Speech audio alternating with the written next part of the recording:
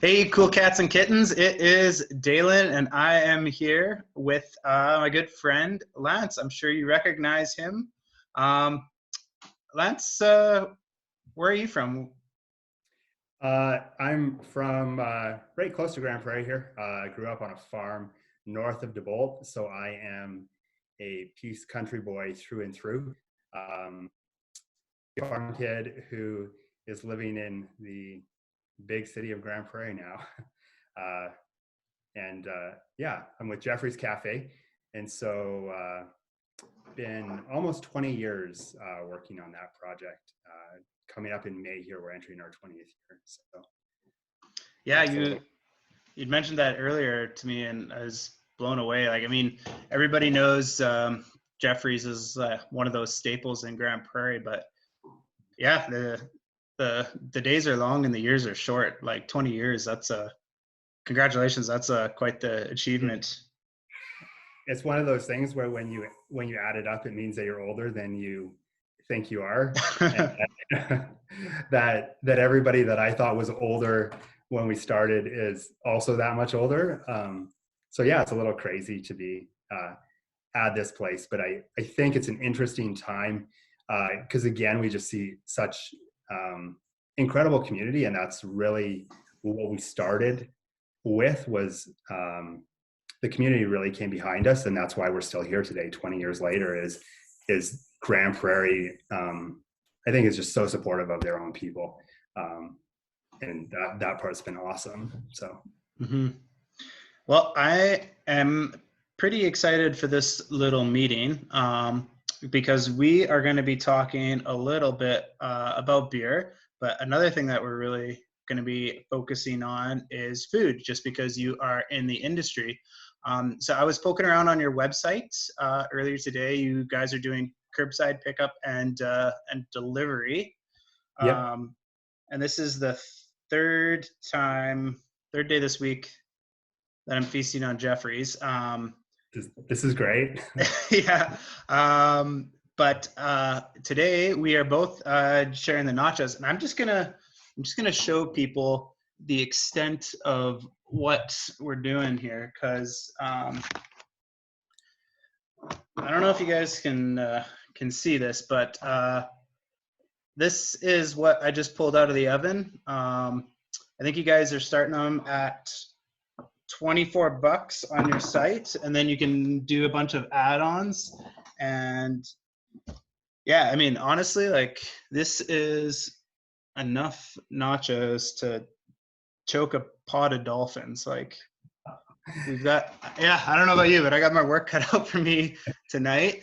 um Yeah, we really tried to make it. I mean, I guess nachos are a staple in our house. Kelsey and I, since before we were married, we would quite often Sunday night have nachos. It's morphed quite often into maybe a couple times a week because we love nachos. And so this box is really designed for two people, and a lot of it is our favorites. We don't all love the same, or we don't both love the same things. Lots of other people don't either. And so, yeah, we've got the option for like chicken, shrimp, beef, kind of the traditional things. We've got olives, jalapenos, veggies, our house-made guac. We've got salsa, sour cream, um, and really tried to make them exactly how you'd want to make them at home. So a good amount of cheese, good amount of toppings, not really looking to skimp on anything, but also trying to price them at that point where it's like you'd be hard pressed to go and buy all of the stuff at Safeway for $24 and have a meal of nachos yourself. So, I mean, that's kind of our goal, is to make it um, affordable, but also really good. So, and easy. Like, I got home, and the thing that took the longest was my oven heating up. yeah, And like, just put them in the oven, add the toppings that I wanted, and which was everything. And yeah, yeah. like 5 minutes probably. And yeah, so I'm actually going to start eating. So all you people listening are probably going to get pretty annoyed with the munching that's going to be happening. But one thing, so this is the second time this week for the nachos, but one thing that I really noticed and I'm excited for tonight is the cheese. You've got some smoked Gouda on Yeah, yours? so we've got smoked Gouda, a bit of Monterey Jack, some mozzarella, and it's pizza mozzarella, so it's got that good stringiness because I like the cheese to not just be super fatty or like oily when it comes off, and then just a regular cheddar in there. So it's kind of that nice blend, but that smokiness of the Gouda is something that I really like. Uh, and so we've got a good amount of it in there. Yeah, I know when the first bite I took last time is just like that smoked Gouda gave it that je ne sais pas, like that there's something to it. I was like, wow, like these are more than just chips and cheese. They're really good. But I we are both going to be not only enjoying the nachos, but we are pairing it today with the barrel aged HWY 666 Robust Porter. Um, so this is the Robust Porter that we make is a beer that comes around a lot. So we do make it year round. So it's not always available, but it is something that we bring back from time to time. And then this is our first time doing a barrel aged version of it. So this particular beer got to spend some time in some Buffalo Trace Bourbon barrels, and um, yeah, just the character that you get out of the beer paired with the nachos, I find is just unreal. So um, Hmm. I am Cheers. gonna, yeah, cheers. Um, and I know with Jeffries, I'm gonna be eating while I'm talking, but um, one of the things that I really appreciate is the menu is it's like flexible, but also yeah, it's changing, but it you know what to I guess I don't want to say you know what to expect, but like um, it's there's like a familiarity to the food. So when you know when you're going for lunch or for dinner, um, you know that there's going to be that creativity behind the food. What are some of the things that you think of when you're designing your recipes? Um, so one of the things that we always, or that I am always considering, is approachability. We don't live in a huge city, and so at the end of the day, we want to to have appeal to as many people as possible. Um, but I've also had the opportunity to travel a lot, to venture out, and whenever I find these ideas or come across something interesting, and quite often my mind will rabbit trail, and I'll be like, well, we have nachos. How can we make our nachos different? Everybody loves a good tray of nachos, and that's kind of where the smoked Gouda came in. Um, playing around with it, bringing something different in. The guacamole recipe that we use is actually one uh, kind of a rough adaptation of a recipe that I got when I was flying to Australia. It was on a little cooking show uh, on the TVs there, and when you're flying for 16 hours, you kind of watch everything, and I'm like, this is a brilliant recipe. And so that's, a lot of it is a hodgepodge, but we try to push the boundaries. How do we bring something new and interesting, but at the same time make it approachable so that people are willing to step out of maybe what is super comfortable and broaden their horizon a little bit. And I want food to be an adventure. I love experiencing and experimenting with different flavors. I think similar with your beer, it's how do we maybe take something that people know and add a twist or turn it upside down, bring a new perspective maybe to something that has been really tried and true. Because yeah, in the food industry or the beverage industry, it's part of it is being better than everybody else, but we also just want to be different than everybody else, while at the same time bringing kind of that familiar down home. This is what I had growing up, or even something like a grilled cheese, wanting to be in that space of having a really comfortable, friendly food, but maybe a more I don't want to say upscale version, but just a different version than you would make at home for yourself. So yeah, that's, for me though, at the end of the day, it's always about having an adventure, and lots of the things just start out going to the grocery store, buying random things. One of the most interesting I think I bought was, you can buy pickled mustard, and it's like a plant. It's kind of looks like a canola plant that's been pickled in this bag. You can buy it at Superstore. And super curious about it because it's just weird.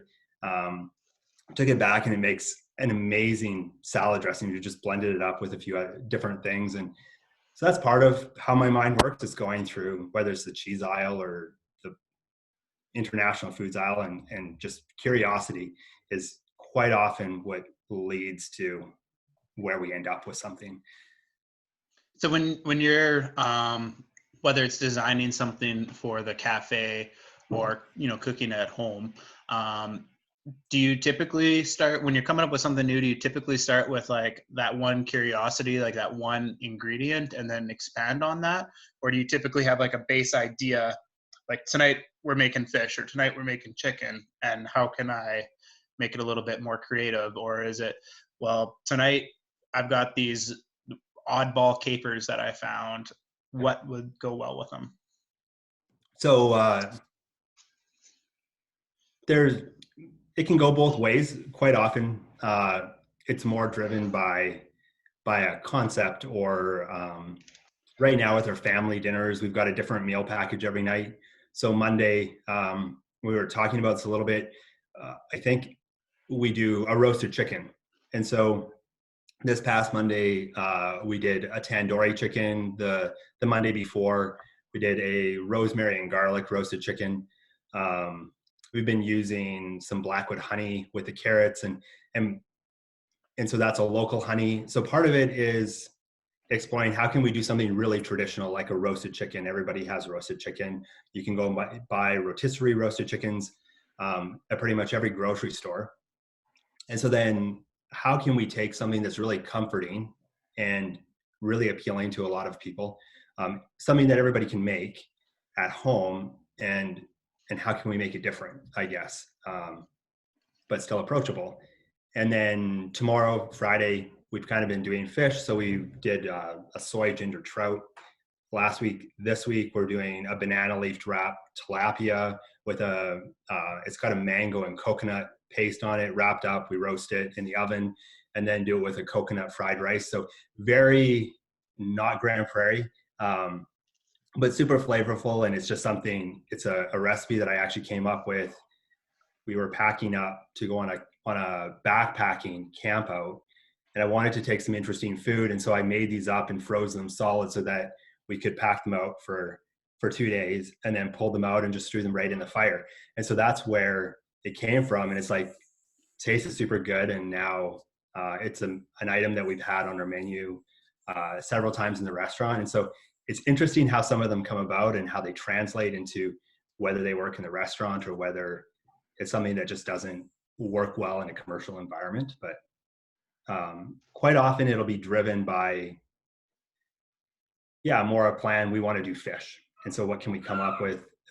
Coming up this summer, our intention, and it still is our intention, but to do kind of a caravan theme. And so we're going with kind of this Middle Eastern Persian twist on a bunch of the menu items that we currently have. So we'll do a flatbread, but it will be more of a Moroccan themed flatbread, and just kind of working our way around that area. And so then it becomes, what can we get in Grand Prairie? What kind of ingredients can we get? And how can we interpret kind of this Persian idea and still have it be local, but have people experience something new and interesting and fun. And so, that's kind of how my brain works. It's like this creative, big, huge thing where ideas just keep on coming in, and sometimes they all melt together, and other times they crash and burn. And those are the ones that we just kind of put aside, and nobody except for my family usually knows about those kind of things, but they definitely happen. Other times we just change the name of them, and we, there's a saying of being a silver-tongued chef, and we just change the description to something and spell it off a different way. So, Mm-hmm. It's kind of that creative cycle. And is there, like you even mentioning the banana leaf mango tilapia that you're bringing in, Yeah. like you'd mentioned that those you're doing something with a little bit more exotic ingredients to what would typically be either produced in the area. Is there like a local ingredient that you've discovered from like Alberta that you've really become attached to at all? Um, there's a couple of them. One is bison, and so we've got bison burgers on our menu. I'm a big fan of bison, um, and so it's a local product. We get it from local butchers, so that to me is and something that we have all the time. Honey tends to be, people don't necessarily think of it as a real Alberta product, but we produce a huge amount of honey and some of the best clover honey you could ever get anywhere. And so I love using honey in various formats. I think the other day you had a post about beef from the Homestead farm, and so we've been getting pea shoots from them, and some of it is not crazy products. We use a lot of carrots from the farmers market just because they're way tastier than anything that you could buy in the store. So whenever we can get those, we're using those.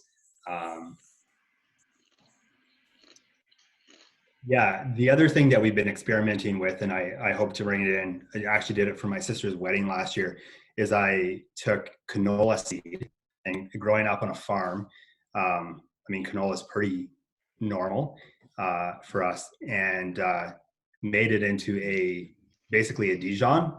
And so doing a little bit of research with Dijon and canola, they're actually the same family of plants. And the difference between getting a hot mustard and a cold mustard is the temperature, or like a spicy mustard and just a regular mustard, is the temperature of water that you grind up the seed with. So if you're using a hot water with mustard seed, you end up with a really spicy, hot Dijon mustard. If you just use cold water, it's very mild. So I played around with it, and canola is very similar and lends to a very similar flavor profile. And so we are planning to start making our own canola mustard, essentially to be using in our charcuterie boxes and in some of our salad dressings and stuff. So I'm really excited about that one, partly because it's like right off the farm, used to wandering around in grain bins full of canola seeds. So yeah, it's just kind of a fun, that to me is a fun one. But Yeah, that's never heard of anything like that before. That's a pretty brilliant way to take something locally available and yeah, add like that exotic twist. Like if it is something that comes from the same family, like why not treat it the same way and see how you can get that kind of local flair to something. Because man, I love like a good Dijon. I'm excited to try this I'll new. have to get over to it. I think it's that curiosity, really, that what would happen if we try this. And it's one of the beautiful things about food is that every time you produce something, it's kind of like being a painter, or it's a little different than being a painter. When you paint something, you're left with the canvas. When you make food, it's a similar process, but the canvas is always clean at the end, and then you get to restart and go through that process of changing it based on whether the ingredient is different, or wanting a bit of a different outcome, or as your thought process changes, and you end up with this kind of a completely different dish. And I look at some of the recipes that we've been making for almost 20 years. Very few of them are the same as they were 20 years ago. And I would say a lot of it is the creative process of where my mind is at and where the company has grown to, and who we are as a company, how we want things to look. And part of it is just time changes. the food that we eat is different today than it was 20 years ago. I can get different ingredients than I could 20 years ago. I remember when I started, my aunt is Japanese and she taught me how to make sushi. And so that was one of the first menu items that we had, and Grand Prairie had no sushi places. And it was kind of a big deal that we were selling California rolls. It was challenging for us to get nori or to get proper sushi rice. Now, I mean, anybody can make sushi in their own home. You can go and pick up everything you need. And people are very familiar with it. And so it's interesting to kind of look back over the years and see how people are much more willing to try stuff. I think about even probably the same thing with you and beer at the brewery, kind of more and more an openness to trying kind of new and crazy ideas and new flavors there. Yeah, and I know even for us, like we have some beers, like the very first beer that we ever produced at Grain Bin commercially was the chai tea milk stout. Yeah. And I mean, that's still something that we continue to brew every winter. But yeah, like as we've grown as a company, or as I've grown as a brewer, nothing's ever perfect. Like you're always your worst critic. And so not only are you trying to improve on kind of like a favorite product, be it food or beer, but even things like growing conditions, like maybe the hops have changed this year from last year's harvest, or the growing conditions for the malt barley were a little bit different. So having to kind of adapt on the fly, because I mean, you want something recognizable. Like every year we call it the same beer, the chai tea milk stout, and we're always changing it up just to try and make the best beer that we can. But we still want it to be the beer that people fell in love with 4 years ago now. But yeah, I think, and especially with the way that you're kind of, like you mentioned, adapting your family menu that way too, is like having, Mondays is chicken, Fridays is fish, having that same core every day, or every day of the week being available, but putting a twist on it. And yeah, I think that's a fun way to not get sick of, roasting chicken every Monday. Well, and part of it becomes, it's still, we don't have necessarily a huge market like you might have in a big, more southern or tropical city where you can go and find incredible produce that was grown, within miles of the market. And I've had opportunities to go to those places, but here, still, if I'm going to the grocery store to pick up product for work, it's always looking at it and going, what's in season, what actually looks beautiful.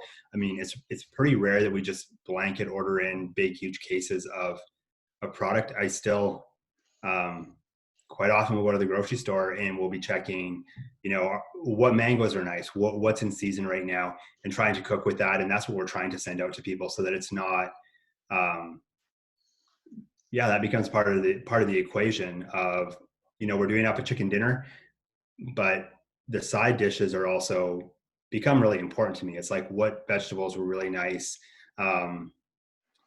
Kind of coming back to the honey, the last batch of honey that we got from Blackwood Farms is super creamy and pears. I mean, it just has great flavor. And so just really excited to be able to use that. And so that becomes a big part of how these menus come about.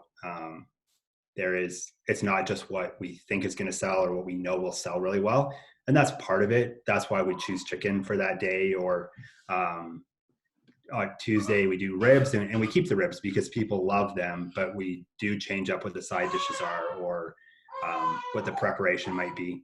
And we've been trying to put more of those recipes online, so that even if you don't want to get it from us or get the whole meal, or it doesn't work for you today, 2 or 3 days from now, you can go and you can find that rub recipe or that salad dressing recipe and recreate something in your own home.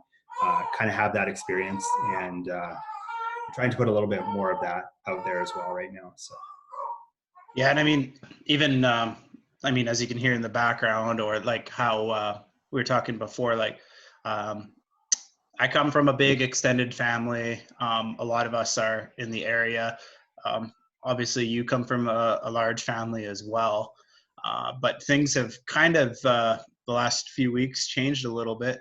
How are you finding? How are you finding the response to that? Because I know, like, Easter was last weekend.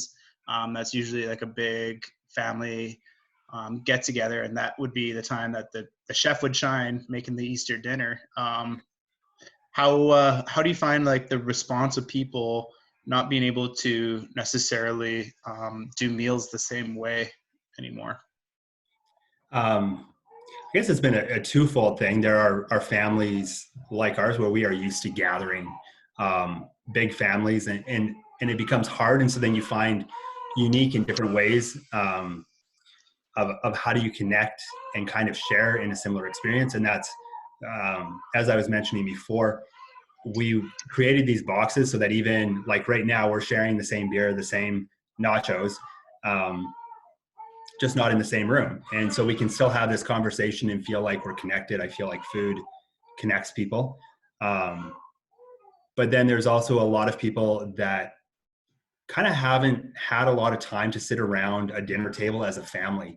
And so that's where the family meals come in and some of these other ideas. I mean, we've seen a huge transition from getting orders where everybody's eating a different thing. You can tell you get an order for a family of 4 or 5, and everything in the basket is different, to now where people are ordering a family meal and they're kind of sharing in a similar experience around a table.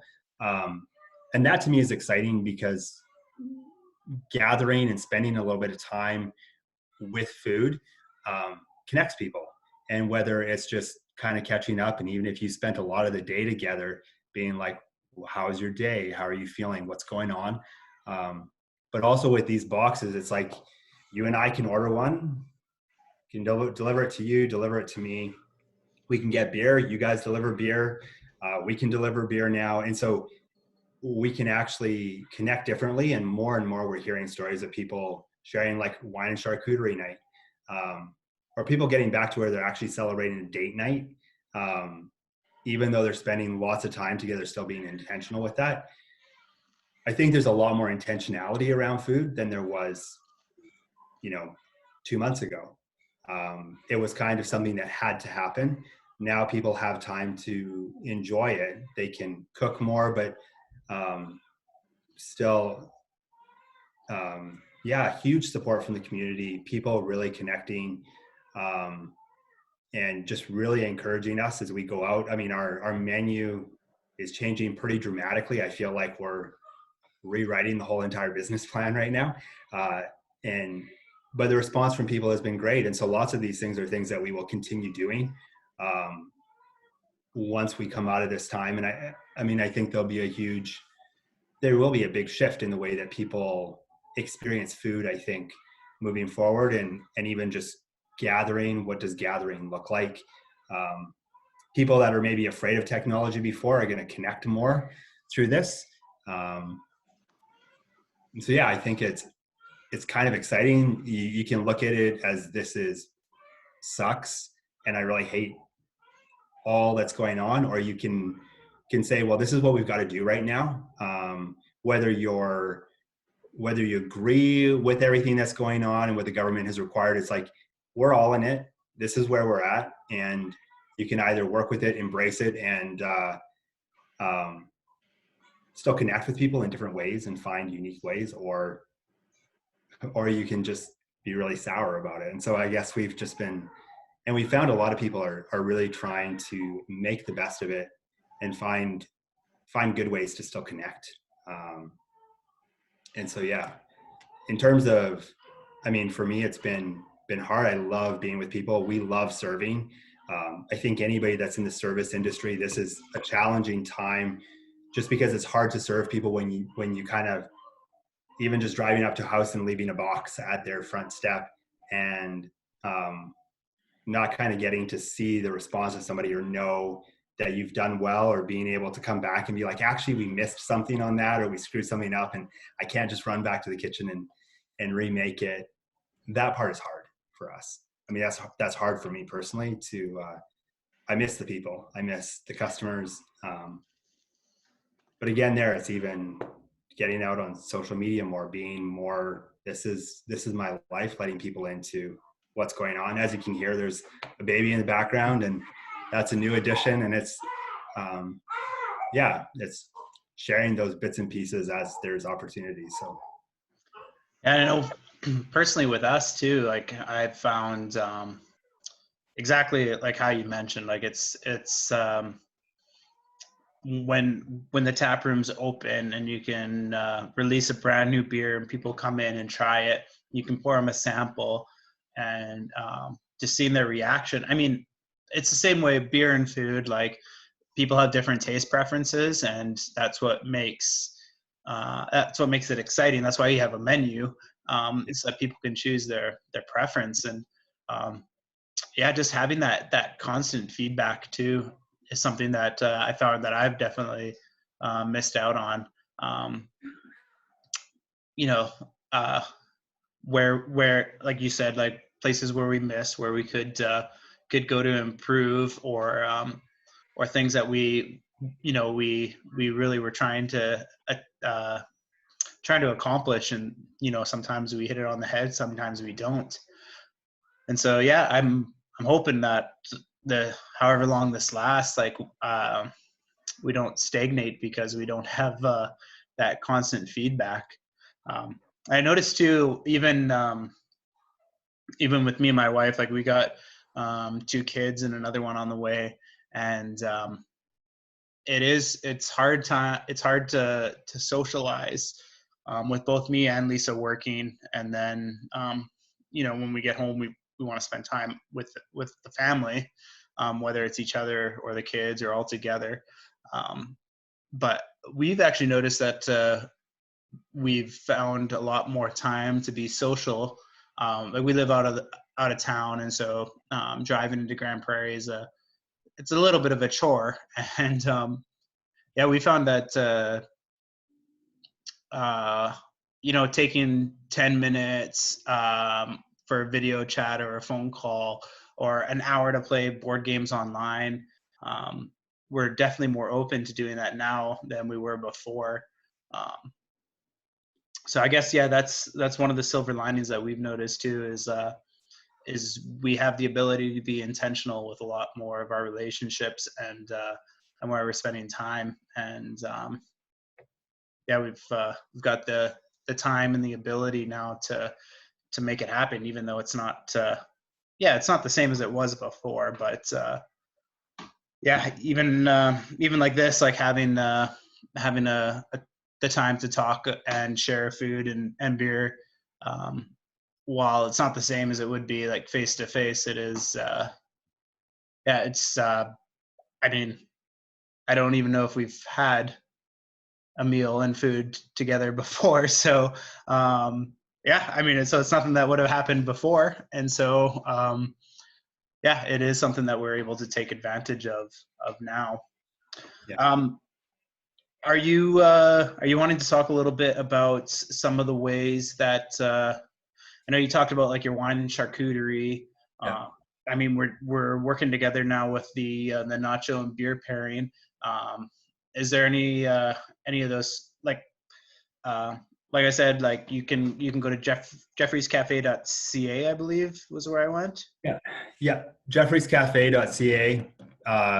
If you go to the first page, you can just go just big huge order button, or order here. Full menu is listed there. We do delivery right out into Claremont, so extending a little bit to some of the areas that Skip might not hit up, and we've got our staff doing that. It's one thing that we're on the steep learning curve of the delivery business, but we've got a great team of staff and excited to use them. And so we've got these nacho boxes. Tomorrow they're I don't know when this is going to be up or when you're watching it, Fridays, every Friday, our nacho boxes are going to be 25% off. And then all of the beer that we've got is half price. And so we've added quite a number of your guys' beers, which I'm really excited about. And we're going to be also trying to pair as many of our family packs with various beers as well, of your guys's, so that if somebody wants to have a bomber, and it's great, you can share it with a couple people in a household and get a dinner pack. So just trying to make a lot of food very accessible. Wine and charcuterie, again, super deal on Tuesday nights. All these things are available every night of the week. So except for Sundays, we take that day off. So give everybody a rest. But we just appreciate, anybody that is willing to support us. It's been, and the community has been abundantly supportive. So we're thankful for that. And we know that we'll make it through this, and we'll be here at the end of it. I think one of the cool things is that we're working together. We're working with other business people that I would maybe chat with in passing, but not be intentional about going, how do we create value for our customers, for our guests? How do we come up with something new and interesting and exciting? And so, I'm excited for what we will come up with you guys at Grain Bin, just in terms even of pairing and food. It's easy to think of beer and nachos, but it's a little bit different. And you guys have some really great beers that'll pair well with charcuterie.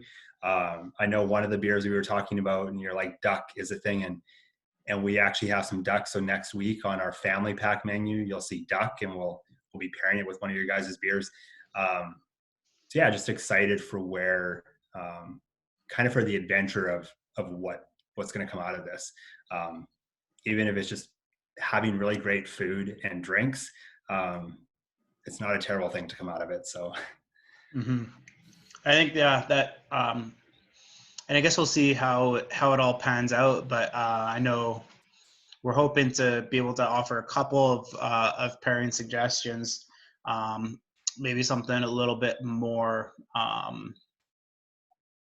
rich, or maybe off the wall, and then paired with something a little bit more approachable.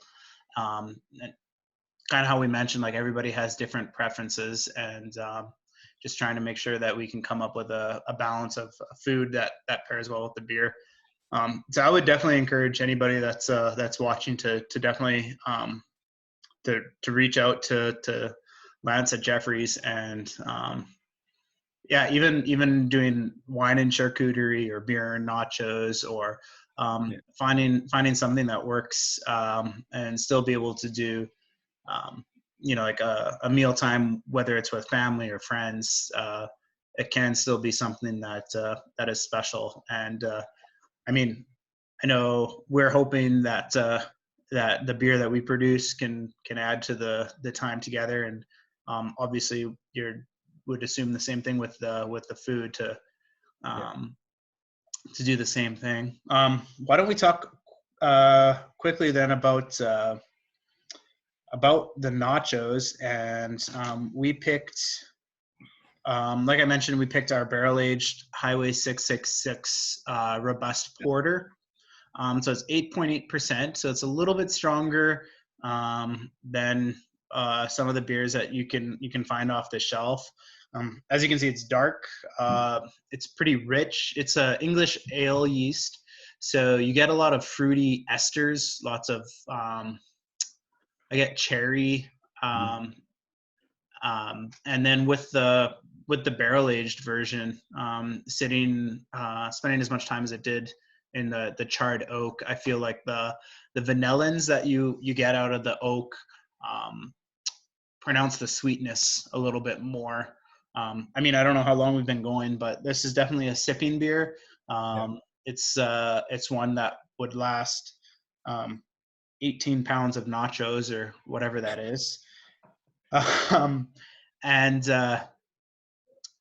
We so when we work with Lance, like pairing some of these things, like we picked a beer like this one with Nachos, just because the booziness of it, the higher alcohol content, can help cut through some of the fat. Whether you if you get a protein, whether it's like the beef or the chicken or the shrimp, or even if you just go with the vegetarian option and have just cheese, like the alcohol content can help cut through a lot of that richness from the fats, and yeah, and then the saltiness from the chips I find really. I mean, as a chef, you would. I mean, I'm not a chef, but you add salt not to make things taste salty, but to express the flavors naturally found in the food. And while nacho chips are salty, I find that it like really does bring out a lot of those nuanced flavors. Um, so yeah, like in the aroma, I'm getting a ton of that vanilla, and it is definitely a lot of cherry fruit.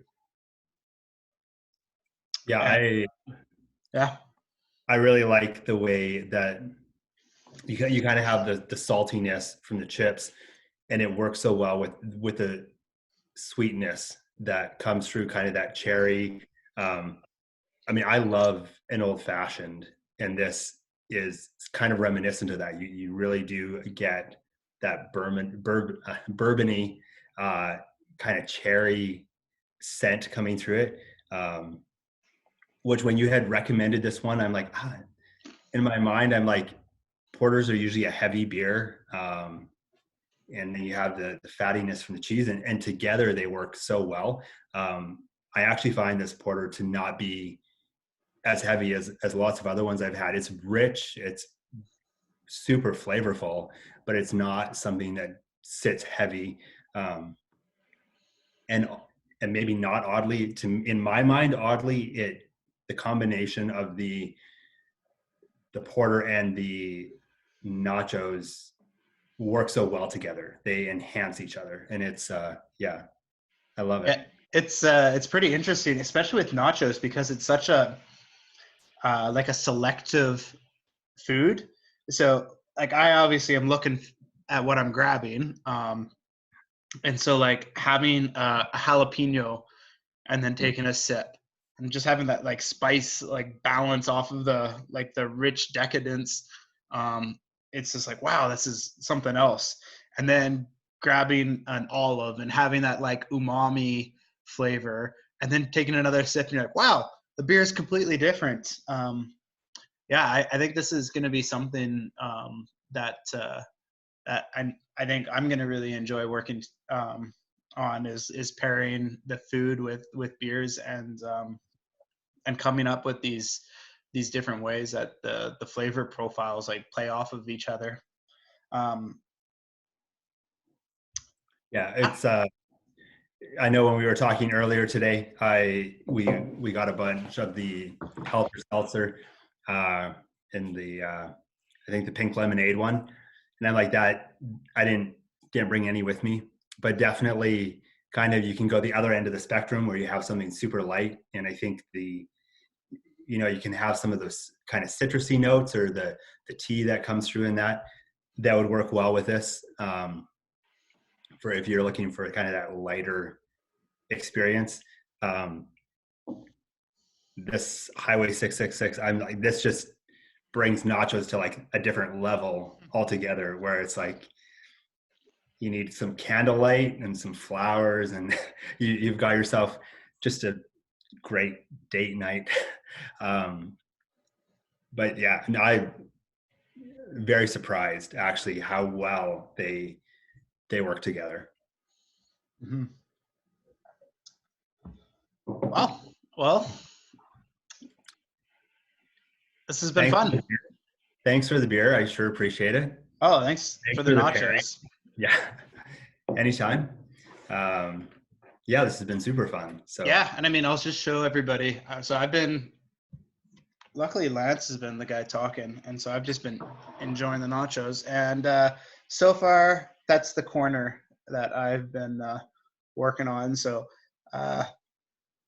Yeah, like I said, it's he isn't sparing with anything. Like he's got the vats of salsa guac and sour cream as well. Yeah, and we didn't give you any more than we would give anybody else. If people are thinking, "Oh, this is just for show," I've It's got Mennonite background, so I mean, part of me is cheap, but the other part of me is when it comes to food, it's generous. It's got to feed the crowd, got to feed a hungry person. So yeah, um, so it's like it's a great deal. it's definitely worth an order. Like I mentioned, this is our third Jeffrey's care package this week, and so we did the tandoori chicken on Monday, and then this is our second night in nachos. So um, Yeah.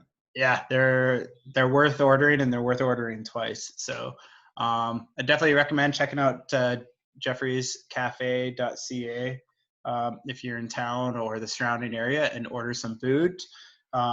If you're looking for some beer, go to graindenbeer.com, and we got some beer for order. We'll do free in-town delivery on orders over $50, and just this week we announced that we can now ship to anywhere in Alberta.